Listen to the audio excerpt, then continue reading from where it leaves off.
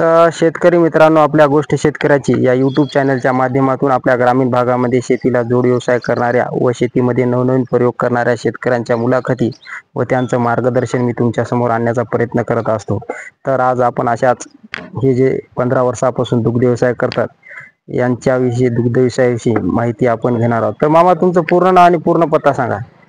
भागाजी विठ्ठल तिवाळे, राहणार डोंगरगाव, तालुका हदगाव, जिल्हा नांदेड. बर. तर मामा, आम्हाला सांगा, हे दुग्ध व्यवसाय आपण कधीपासून करता?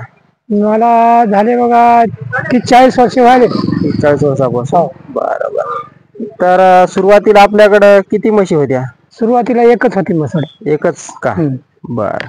तर मग आता हे जे म्हशी आपल्याकडं आहेत ते विकत आणलेल्या होता का घरच्या? नाही नाही, घरच्याच होता. याच्यातल्याच इकले आम्ही. बरं. हा, याच्यात निम्मे राजा नाही तर निम्म्याला जास्त इकले. असं का? याच्यातल्याच आहे की नाही? हो. बरं. याचाच वाढवा झालेला एका. म्हणजे आता आपल्याकडं विकत घेतलेली एकही नाही का? विकत घेतलेली एकही नाही बघा. या म्हशीच्या होता, या म्हशीच्या आहे की नाही? या म्हशीच्या सगळ्या म्हशी होता. बरं. एका म्हशीच्या. हा. आणि या म्हशीच्या अगोदरची म्हस, हिची आई पण तुमच्या इथे? हे आपा हिची वगार ती होय. बरं. हा, तिची वगार हे होय. आणि हे बघू शकता शेतकरी मित्रांनो, मामा हे बघू शकता, वगार वाढवतच राहतात आणि त्यापासूनच घरीच आपल्या वगार पालन आपण करून त्यापासून दुग्ध व्यवसाय करतात. तर आता आपल्याकडे दूध देणाऱ्या किती आहात आणि गाभण किती आहात? आता गाभणच आहेत माझ्याकडे. बरं बरं. या वेळेला सगळ्या एकदाच आले. आता असं का? जास्त मागे पुढे असतात, या वेळेस असं झालं. हा. तर मला सांगा, ज्यावेळेस हे दूध देत गेल्या त्यावेळेस किती देत गेले? ते 3 लिटरची दूध देते. ते का? 3-3.5 देते ते. हे 3च्या वरच देते. हे 3 देते. आणि आता गाभण आहे सध्या गाभण आहे का? सध्या तर काही नाही सोर्स आपल्याला. तर बघू शकता शेतकरी मित्रांनो, यांचं जे नियोजन आहे त्याबद्दल आपण माहिती घेणार आहोत. तर आपण हे झोपडं कधी बनवलेलं आहे? हे लय वर्षाचं आहे. आम्ही इथंच राहतो पहिल्यापासून. आता तुम्हाला इथं जमिनीचं क्षेत्र किती आहे? जमिनीचं क्षेत्र 2.25 एकर आहे. 2.25 एकर. आणि हे घर पण आपलं इथंच आहे का? घर मी इथंच केलं. मी बाहेर गावी होतो शिकायला. हा हा. आता ते मला तिकडे नोकरीचं माझं जरा जमलं नाही काही.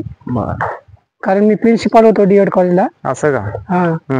तर ते काही जमलं नाही म्हणून आपल्या घरच्या घरी काम करत करत हे व्यवसाय आपला छोटासा जवळ ठेवला. शेतीला जोड व्यवसाय. शेतीला जोड व्यवसाय. तर मला सांगा, याचं सकाळपासून चारा नियोजन कसं करता? सकाळपासून आता पहिलं कुटार ठेवतो यायला. त्याच्यानंतर थोडासा कडबा टाकतो. कडबा आहे. आणि आता 1-12-1च्या सुमारामध्ये चारायला सोडतो. म्हणजे बाहेर चारायला नाही? बाहेर चारायला आपलं शेत आहे तिकडं. तळ्यामध्ये बसतात, जेवण खाणं झालं घ्यायचं. असं का? पुन्हा आणखी चारतून संध्याकाळचं घेऊन येतो. म्हणजे टाइमच होऊन जाते. म्हणजे रोज नियोजन असंच आपलं? रोज नियोजन. चारत जायचं, चारत आणायचं, पाण्यात बसवायचं, शेतात जरा चारायचं आणि आणायचं. एवढ्या दिवस. संध्याकाळचं काही टाकता का खायला? संध्याकाळचं काही टाकलं. मग आता याला काही ढेप वगैरे? नाही, सध्या तर काही नाही. आता दुधाचेच नाही, ढेप कसं टाकावं? म्हणजे आपण दुग्ध व्यवसाय सुरू झाला की मग ढेप ठेवता? दूध किती ठेवता बरं ढेप? ढेप 1 किलो. 1 किलो. 1 किलो. तर आता तुम्ही इतक्या वर्षाचा अनुभव आहे दुग्ध व्यवसायाचा, आता म्हैस पालन पण करता दुग्ध व्यवसायासाठी, तर वगार पालनापासून दुग्ध व्यवसाय करा परवडते का विकत आणून म्हैशी? नाही, विकत आणून नाही परवडत. असं साधारण शेतकऱ्याला परवडत नाही, चांगल्या माणसाला परवडत. म्हणजे आता तुमचं म्हणणं आपले जास्त शेड बीड करायची गरज नाही? काय शेड बीड करायची गरज नाही, काय नाही, सगळं मोकळं चालते. आणि तेवढं काही ताण घ्यायची गरज नाही. हो ना. पैशाचा लोड आला की ताण येते. हो. हे का पैशाचा लोड येत नाही. आपलं झालं तर झालं, नाही तर आपलं बेजारी हाय व्हायची ते होतेच. बरं. आता हे वगार तुमच्याकडे, आता हे वगार वगैरे विकत नाही, हे म्हशी तयार करणार का? हलकं विकावं लागते, वगार विकत नाही. म्हणजे आता याचं तुम्ही घरीच म्हशी तयार करणार? हो. विकले आणि निम्मे विकले याच्यातल्या. मग वगार पालनातून तुम्हाला जास्त थोडं बेनिफिट झालं? बेनिफिट झाला असेल, पण तेवढा आम्ही विचार केला नाही. आता घरचं म्हणून चालले. हो ना. आता शेतकरी म्हणले की आपलं थोडं चाललं. आता हे वगार जे आता याला काही औषध वगैरे काही देता का? नाही. म्हणजे आपलं जे आहे ते गावरान पद्धती, जे आपले चारा मिळेल तेच मिळेल, बाकी काही नाही. तर बघू शकता शेतकरी मित्रांनो, कशा पद्धतीने यांचं नियोजन आपल्याला सांगलेच आहे. आणि ज्यावेळेस याचं दूध चालू होतं त्यावेळेस डेअरीला देत गेले का? डेअरीला दूध देत गेलो मी. डेअरीला हा म्हणजे प्रायव्हेट आपल्याला फिरणं होत नाही. हो ना. डेअरीला 1-2 मिनिटामध्ये दिलं की वापस येते मग. तर त्यावेळेस आता तीन म्हशीचा हप्ता काय याचा बरं अंदाज? हप्ता याचा 10-15 हजार याचा. त्यावेळेस ढेप वगैरे 1-2 पोते? ढेप 1 पोते 2 पोते लागतात. म्हणजे एकंदरीत 7-8 हजार महिना उरत नाही जास्त पण जास्त.